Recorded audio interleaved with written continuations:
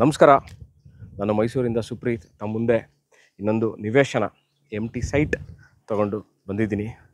ನಾನಿರುವಂತಹ ಜಾಗ ಮೈಸೂರು MMG ಅಂಬಾರಿ ಎಂಬ ರೆಸಿಡೆನ್ಷಿಯಲ್ ಲೇಔಟಲ್ಲಿದ್ದೀನಿ. ನೀವು ನೋಡ್ತಾ ಇರುವಂತಹ ಈಗ ಖಾಲಿ ನಿವೇಶನ, ದ ಸೈಟ್ 30-40 1200 ಸ್ಕ್ವೇರ್ ಫೀಟ್ ಇರುವಂಥದ್ದು. ಅಂದರೆ ಟು ಬಿ ವೆರಿ ಪ್ರೆಸೈಸ್, ಭಾಳಷ್ಟು ಜನ ಕೇಳಿದ್ರಿ 9x12 ಮೀಟರ್ಸಲ್ಲಿರುತ್ತಾ ಅಂತ. ಹೌದು, 9x12 ಮೀಟರ್ಸಲ್ಲಿರುವಂಥದ್ದು. ಹೇಳ್ಬೇಕಾದ್ರೆ ನಾವು ಯೂಶ್ವಲಿ ಏನು ಹೇಳ್ತೀವಿ, 30-40 ಅಂತ ಹೇಳ್ತೀವಿ, ಫೀಟ್ ಲೆಕ್ಕದಲ್ಲಿ ಹೇಳ್ತೀವಿ. ಇದು ವೆಸ್ಟ್ ಫೇಸಿಂಗ್ ಸೈಟ್. ನೀವು ಆಗಲೇ ನೋಡಿದಂತೆ ಈಗ ಬಹಳಷ್ಟು ಮನೆಗಳಿರುವಂತಹ, ಈಗಾಗಲೇ ಭಾಳಷ್ಟು ಜನ ವಾಸಕ್ಕೆ ಮನೆಗಳನ್ನ ಕಟ್ಟಿಕೊಂಡು ಈಗಾಗಲೇ ಇರುವಂತಹ ಜಾಗದಲ್ಲಿ ಇರುವಂತಹ ಈ 30-40 ವೆಸ್ಟ್ ಫೇಸಿಂಗ್ ಸೈಟ್. ಇದು ಎಲ್ಲಿದೆ?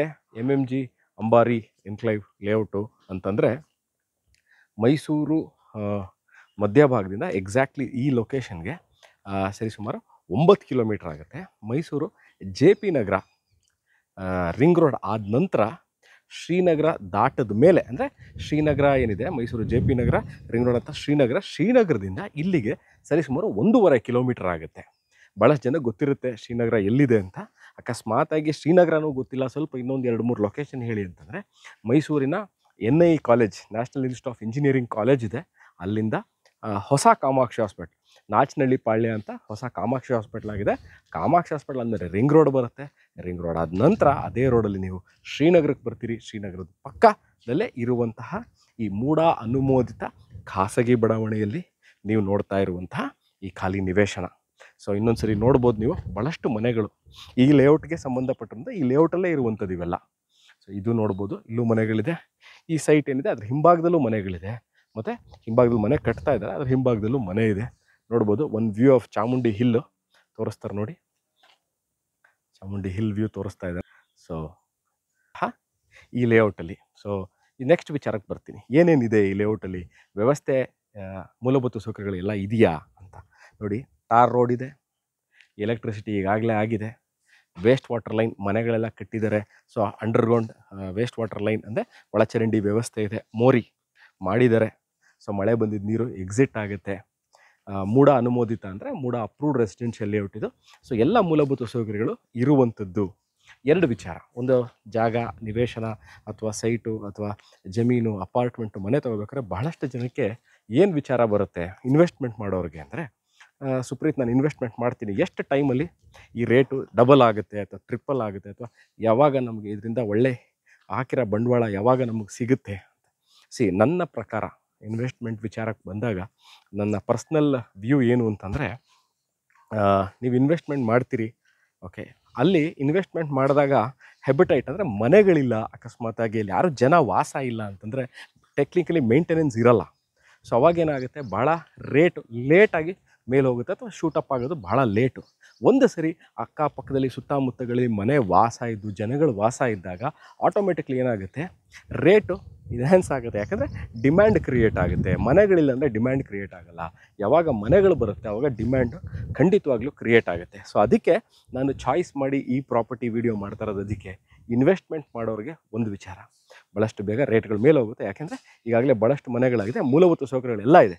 ಇನ್ನು ಯಾವುದೋ ಪೆಂಡಿಂಗ್ ವರ್ಕ್ ಇದೆ, ನಾನು ಮನೆ ಸೈಟ್ ತೊಗೋತೀನಿ, ನಾನು ಸೈಟ್ ತೊಗೊಳಕ್ಕೆ ಹೋದಾಗ ಎಲೆಕ್ಟ್ರಿಸಿಟಿ ಇರಲಿಲ್ಲ, ರೋಡ್ ಇರಲಿಲ್ಲ, ಮನೆಗಳು ಸುತ್ತಮುತ್ತ ಇಲ್ಲ, ನಾವು ರಾತ್ರಿ ಓಡಾಡ್ಲಿಕ್ಕೆ ಕಷ್ಟ ಇಲ್ಲ, ಎಲ್ಲ ಇದೆ. ಇನ್ನೊಂದು ವಿಚಾರ, ಮನೆ ಕಟ್ಟೋರಿಗೆ ಇದು ನನ್ನ ಕಿವಿ ಮಾತು ಏನಂತಂದರೆ, ನೋಡಿ 30-40 ಸೈಟಲ್ಲಿ ನೀವು ಮನೆ ಕಟ್ತೀರಾ, ಒಂದು ಸಿಂಗಲ್ ಫ್ಲೋರ್ ಮನೆ ಅಂದರೆ, ಇವಾಗೇನು ಒಂದು ಮನೆ ತೋರಿಸ್ತೀನಿ ನೋಡಿ, ಇದೇ ಥರ 30-40 ಸೈಟಲ್ಲಿ ಕಟ್ಟಿರುವಂತಹ ಸಿಂಗಲ್ ಫ್ಲೋರ್ ಮನೆ. ಪ್ರಾಬಬ್ಲಿ ಇದು 2 ಬೆಡ್ರೂಮ್ ಮನೆ ಇರುತ್ತೆ.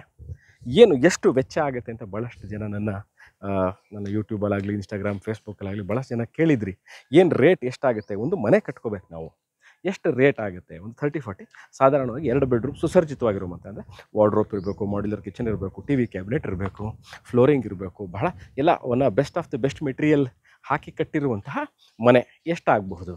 ಸರಿಸುಮಾರು ಇವತ್ತಿನ ಲೆಕ್ಕದಲ್ಲಿ 2024 ಇದ್ದೀವಿ ನಾವು, 2024 ಇಸ್ವಿಲಿ ನಾನು ಹೇಳ್ತಾ ಇರುವಂತಹ, ನಾನು ಭಾಳಷ್ಟು ಬಿಲ್ಡರ್ ಅಥವಾ ಮನೆ ಕಟ್ಟುವ ಅಂಥವರು ಕೇಳಿರುವಂತಹ ವಿಚಾರ ಏನಂತ, ಸರಿಸುಮಾರು 2 ರಿಂದ 2.5 ಲಕ್ಷದ ಒಳಗೆ ಚದರಕ್ಕೆ ಅಂದರೆ 10x10 ಅಂತ ಏನು ಹೇಳ್ತೀವಿ, ಚದರಕ್ಕೆ 2ರಿಂದ 2.25 ಲಕ್ಷ ಬೇಕಾಗುತ್ತೆ. ಸರಿ ಸುಮಾರು ನೀವು ಒಂದು 30-40 ಮನೆ ಸಿಂಗಲ್ ಫ್ಲೋರ್ ಮನೆ ಕಟ್ತೀರಿ ಅಂದರೆ 9 ಚದರ ಅಂದರೆ 9 ಸ್ಕ್ವೇರ್ ಹೌಸ್ ಅಂತ ನಾವೇನು ಕರಿತೀವಿ. ಟೆಕ್ನಿಕಲಿ 2 ಬೆಡ್ರೂಮು, ಒಂದು ಅಟ್ಯಾಚು, ಒಂದು ಕಾಮನ್ನು, ಒಂದು ಕಿಚನ್ನು ಎಲ್ಲವೂ ಇರುವಂಥದ್ದು, ಸುಸರ್ಜಿತವಾಗಿರುವಂಥ ಅಂದರೆ ನಿಮ್ಮ ವಾಸಕ್ಕೆ ಯೋಗ್ಯವಾಗಿರುವಂಥದ್ದು.